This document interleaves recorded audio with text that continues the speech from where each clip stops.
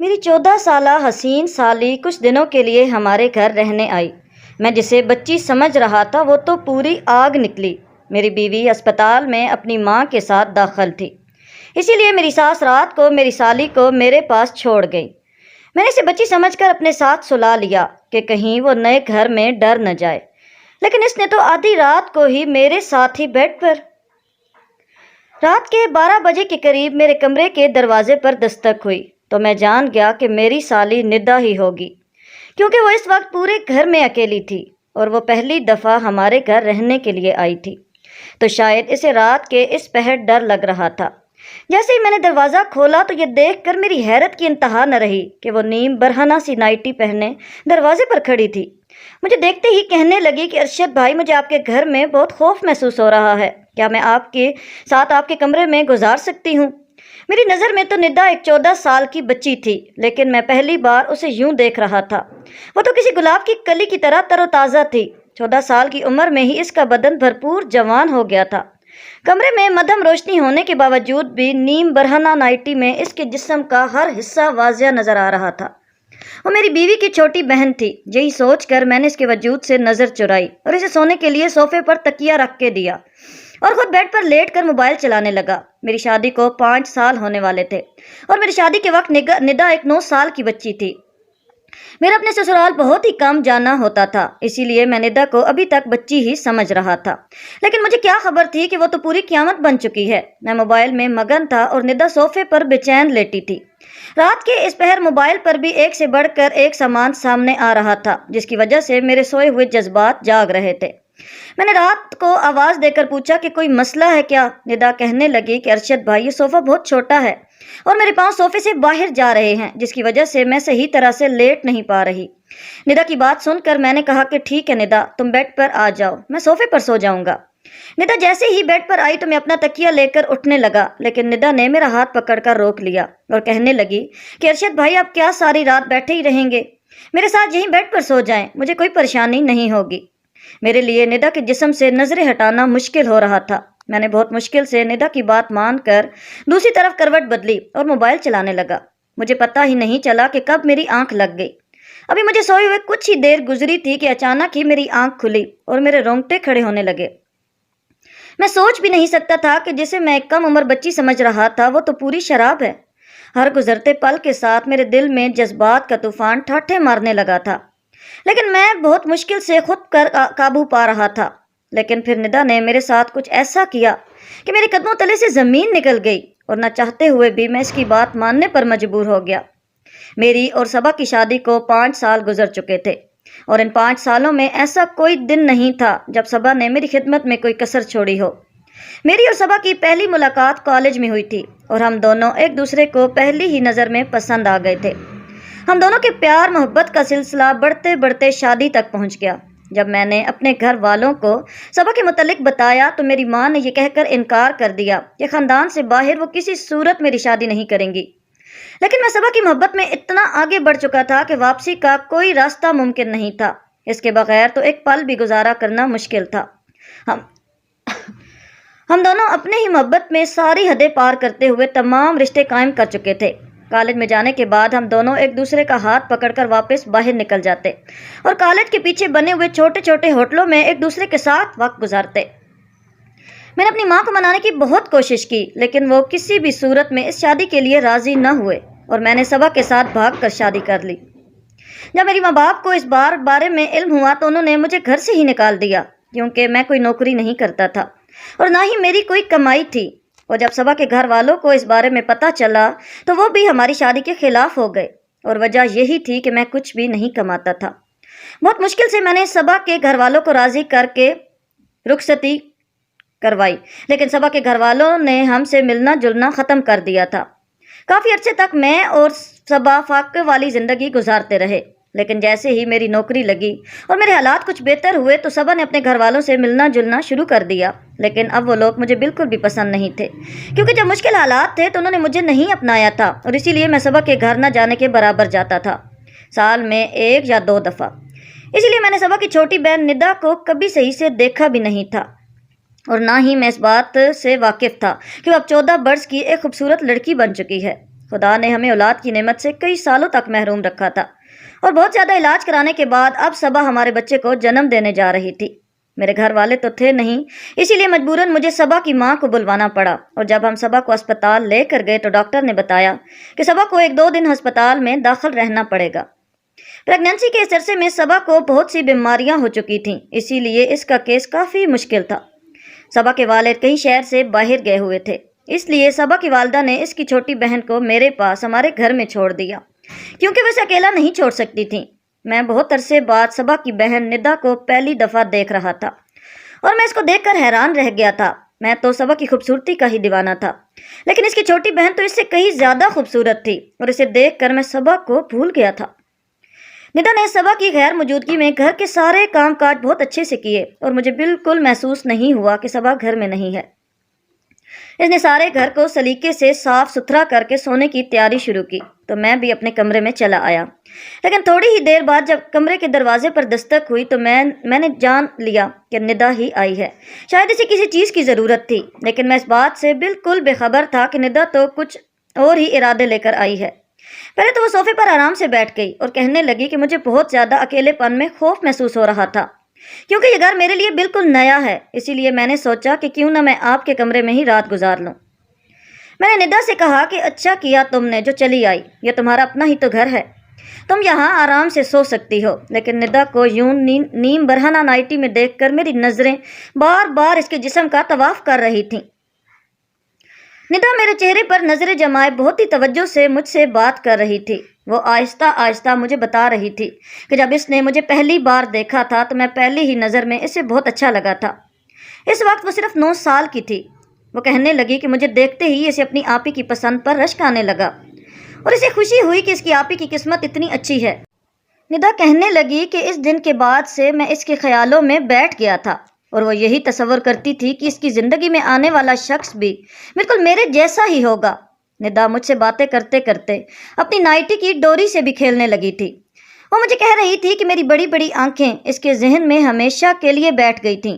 وہ کہنے لگی کہ اس نے کئی مرتبہ اپنے ابا سے میرے لیے جھگڑا بھی کیا، کیونکہ وہ چاہتی تھی کہ اس کے ابا مجھے معاف کر کے ہمیں اپنا لے، کیونکہ وہ مجھے دوبارہ دیکھنے کے لیے بہت بے چین تھی۔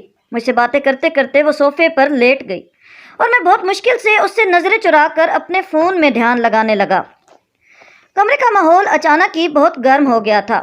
ندا ایک جلتی ہوئی آگ تھی جو مجھے اندر تک دہکا رہی تھی۔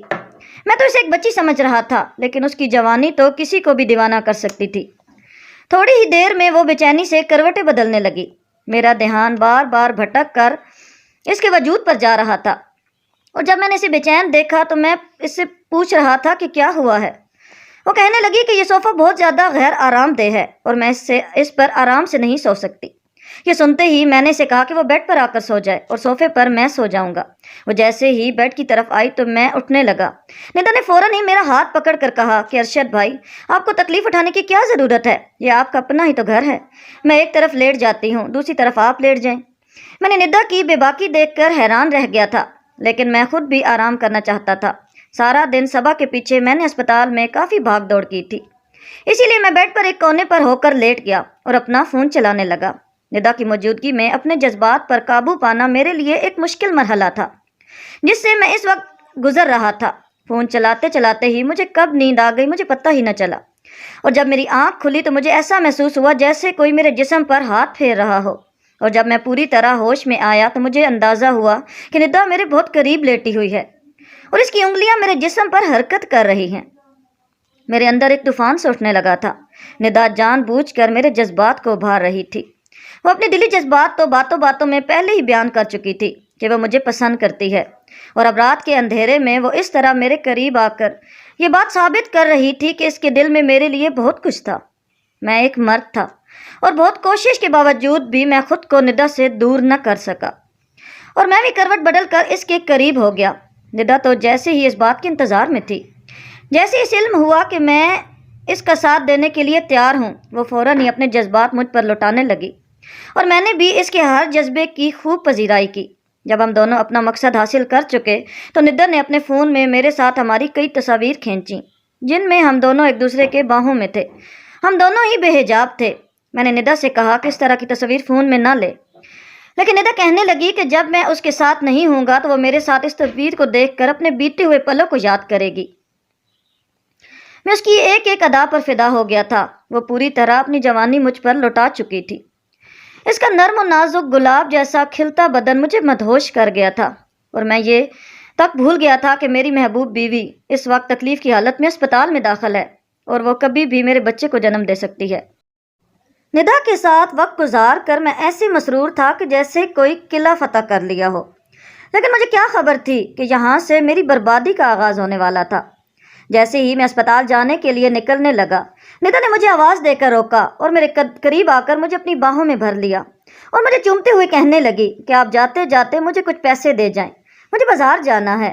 ندا کی بات سنتے ہی میں نے بٹوے سے ہزار کے 5 نوٹ نکال کر ندا کے حوالے کیے۔ میرے ہاتھوں سے نوٹ لے کر اس کے چہرے پر ایک معصوم سی مسکراہٹ بکھر گئی۔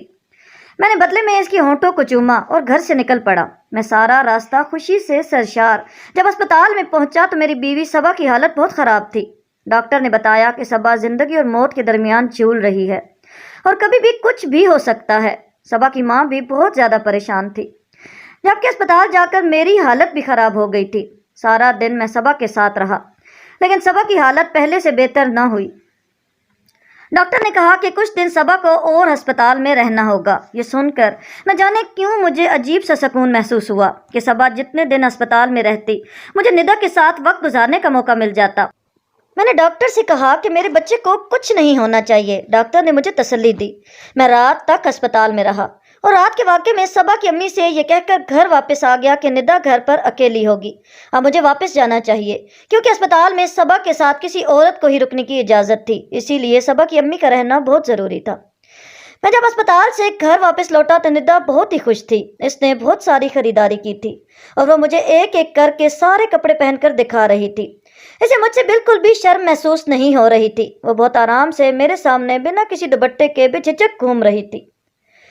اس پر کپڑے جسم پر اس قدر فٹ تھے کہ سب کچھ واضح نظر آ رہا تھا۔ اس کا گہرا گلا اس کی کھلتی ہوئی رہنائیوں کو جھلکا رہا تھا۔ وہ بار بار میرے قریب آتی اور میں اپنے ہوش کھونے لگتا۔ اچانک ہی وہ مجھ سے پوچھنے لگی کہ میں صبا آپی کی الماری کھول کر دیکھ سکتی ہوں کیا؟ میں نے ندا سے کہا کہ اس میں بھلا پوچھنے کی کون سی بات ہے، تمہاری آپی کی ہی تو الماری ہے۔ اس نے کہا کہ چابی دیں پھر مجھے۔ میں نے اسے چابی دے دی اور وہ صبا کی الماری کھول کر ایک ایک چیز دیکھنے لگی اور صبا جو کپڑے میرے لیے رات کو پہنتی وہ نکال کر مجھے دکھانے لگی اور مجھ سے پوچھنے لگی کہ اس میں سے آپ کو کون سا پسند ہے۔ میں نے ایک چھوٹی سی نیلے رنگ کی نائٹی پر ہاتھ رکھا اور اسے کہا کہ یہ صبا پر بہت زیادہ جچتی ہے۔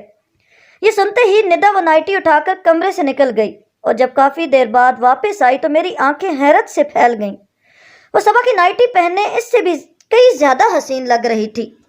اچانک ہی وہ میرے آگے آ کر مسکراتے ہوئے پوچھنے لگی کہ یہ میرے بدن پر زیادہ جچ رہی ہے یا آپ ہی پر زیادہ جچتی ہے۔ یہ سنتے ہی میں نے اسے اپنی باہوں میں بھرا اور بہت محبت سے اسے کہا کہ یہ تمہارے دودھیا بدن پر بہت خوبصورت لگ رہی ہے، صبا تو یہ پہن کر اتنی اچھی نہیں لگتی جتنی تم لگتی ہو۔ میں نے اس کے ہاتھ میں پکڑا موبائل لے کر سائڈ پر رکھ دیا اور خود میں اس پر اپنی محبت لٹانے لگا۔ اسے اس نائٹی میں دیکھ کر تو میں بالکل ہی بے قابو ہو گیا تھا۔ میں سوچ بھی نہیں سکتا تھا کہ 14 سال کی عمر میں کوئی لڑکی حسن کی دیوی بھی ہو سکتی ہے، لیکن ندا تو حسن کی ساری حدیں پار کر رہی تھی۔ اس کا پورا ہی بدن بہت حسین تھا اور میں ہر گزرتے پل کے ساتھ اس پر حاوی ہوتا جا رہا تھا۔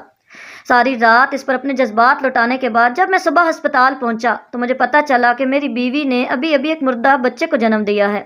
یہ سن کر تو میری حالت خراب ہو گئی۔ میری بیوی کی حالت بھی بہت زیادہ خراب تھی اور ڈاکٹر اسے ٹھیک کرنے کی پوری کوشش کر رہے تھے۔ شام تک صبا کی حالت کچھ بہتر ہوئی تو اسے اسپتال سے چھٹی مل گئی۔ مجھے اپنے بچے کے انتقال کا بہت دکھ تھا۔ میں صبا کو سنبھالتے ہوئے گھر لے آیا۔ صبا کو دیکھ کر ندا کا چہرہ اتر گیا تھا۔ اس نے ایک عجیب سی نظر صبا پر ڈالی اور کمرے میں چلی گئی۔ میں نے صبا کو کمرے میں لا کر لٹا دیا۔ اس کی امی نے مجھے صبا کی دوائیوں سے متعلق آگاہ کیا۔ میں صبا کی امی کے ساتھ باہر لاؤنج میں بیٹھا ان کی بات سن رہا تھا کہ جب میں نے ندا کو صبا کے پاس جاتے ہوئے دیکھا مجھے کچھ خوف محسوس ہوا، لیکن میں جانتا تھا کہ ندا ایسی کوئی بات صبا کے آگے نہیں کہے گی۔ تھوڑی ہی دیر میں ندا واپس آئی اور اپنی امی سے کہنے لگی کہ چلے امی اب ہم گھر چلتے ہیں، اور وہ دونوں ہمارے اپنے گھر واپس چلے گئے۔ میں نے ندا کو آخری بار الوداعی نظروں سے دیکھا کیونکہ میں جانتا تھا کہ اب ہم دونوں کا ملنا بہت مشکل ہے۔ ندا کو جاتا دیکھ کر میں نے ایک ٹھنڈی آہ بھری تھی۔ تھوڑی دیر بعد جب میں دودھ کا گلاس لیے اپنے کمرے میں پہنچا تو صبا گم سم سی بیٹھی ہوئی تھی۔ میں نے اسے کہا کہ کوئی بات نہیں، اگر ایک اولاد چلی گئی تو اللہ ہمیں دوبارہ اولاد سے نوازے گا۔ میری بات سن کر صبا نے مجھے عجیب نظروں سے دیکھا اور کہنے لگی، جو میں نے کھو دیا اسے دوبارہ پانا ممکن ہی نہیں۔ صبا کے لہجے نے مجھے چونکا دیا تھا۔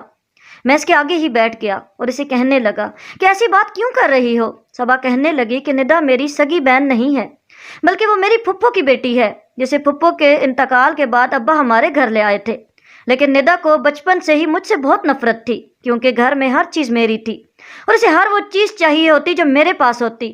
ابا نے کبھی اسے کسی چیز کی کمی محسوس نہ ہونے دی، لیکن اس کے باوجود بھی وہ مجھ سے حسد میں مبتلا رہی۔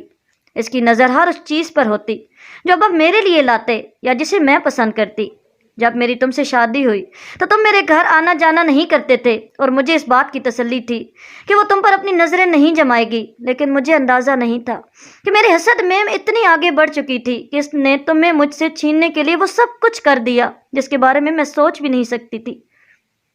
صبا کی آنکھوں سے آنسو بہہ رہے تھے اور وہ مجھ سے کہہ رہی تھی کہ ندر نے جانے سے پہلے مجھ سے وہ ساری ویڈیو دکھائی ہیں اور ساری تصاویر بھی دکھائی ہیں جن میں ہم دونوں ایک ساتھ تھے۔ صبا کی بات سن کر میں صدمے میں آ گیا تھا۔ ندر نے سب کچھ جان بوجھ کر ایک مقصد کے تحت کیا تھا اور میں اس کے ہاتھوں کھلونا بن گیا تھا۔ صبا کی آنکھوں میں میرے لیے صرف اور صرف نفرت باقی بچ گئی تھی۔ اس نے اپنی اولاد بھی کھو دی تھی اور شوہر بھی۔ میں صبا کے آگے شرمندگی سے سر جھکا گیا تھا کہ جب صبا نے مجھ سے کہا کہ وہ جاتے جاتے مجھ سے میری نیلی نائٹی مانگ کر لے گئی ہے کیونکہ وہ تمہیں مجھ سے زیادہ اس کے بدن پر جچتی ہوئی دکھائی دیتی ہے۔ مجھے لگا تھا کہ جیسے صبا کے لفظوں نے مجھے زمین میں زندہ گاڑ دیا ہو۔ وقت جذبات کے ہاتھوں میں اپنی پوری زندگی ہار گیا تھا اور اب کبھی صبا کے آگے نظر اٹھا کر زندگی نہیں گزار سکتا تھا۔ ندا نے کچھ ہی وقت بعد مجھے بلیک میل کرنے کا سلسلہ شروع کر دیا تھا۔ وہ مجھ سے ہر بار ایک بڑی رقم کا تقاضا کرتی اور میرے نہ دینے کا کہنے پر میری تصاویر وائرل کرنے کی دھمکی دیتی۔ مجھے جیسے 14 سال کی ایک سیدھی سادی معصوم بچی سمجھ رہا تھا، وہ دراصل ایک فتنہ تھی جس نے میری پوری زندگی برباد کر کے رکھ دی تھی۔ میرا اور صبا کا تعلق بالکل مردہ ہو گیا تھا کیونکہ صبا مجھے صرف اور صرف نفرت کی نگاہ سے دیکھتی تھی۔